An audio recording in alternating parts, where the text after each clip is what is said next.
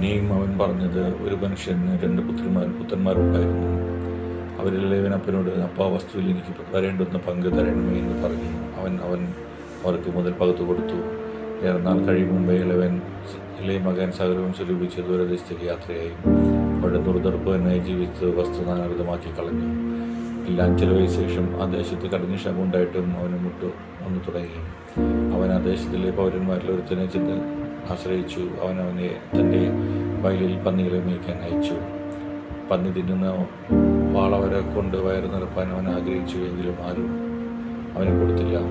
അപ്പോൾ സുബോധം വന്നിട്ട്, അവൻ എൻ്റെ അപ്പൻ്റെ എത്ര കൂലിക്കാർ ഭക്ഷണം കഴിച്ച് ശേഷിക്കുന്നു, ഞങ്ങൾ വിശപ്പ് കൊണ്ട് നശിച്ചു പോകുന്നു. ഞാൻ എഴുന്നേറ്റ് അപ്പൻ്റെ അടുക്കൽ ചെന്ന് അവനോട്, അപ്പാ, ഞാൻ സ്വർഗ്ഗത്തോട് നിന്നോട് പാപം ചെയ്തിരിക്കുന്നു. ഇനി നിൻ്റെ മകൻ എന്ന പേരിന് ഞാൻ യോഗ്യനല്ല. നിൻ്റെ കൂലിക്കാരിൽ ഒരുത്തിനെ പോലെ ഞാക്കണമേ എന്ന് പറഞ്ഞു.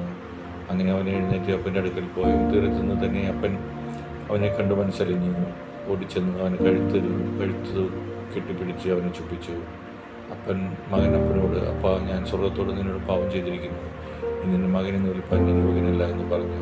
അപ്പൻ തൻ്റെ ദാസന്മാരോട്, വേഗം മേൽത്തരമായി അങ്കി കൊണ്ടുവന്നവനെ ധരിപ്പിൻ, അവൻ്റെ കൈക്ക് മോതിരവും കാലിന് ചെരുപ്പും ഇട്ടുകൊടുപ്പിൻ. തനിച്ച കാളക്കുട്ടിയെ കൊണ്ടുവന്ന് അർപ്പിൻ, നാം തിന്ന് ആനന്ദിക്കുക.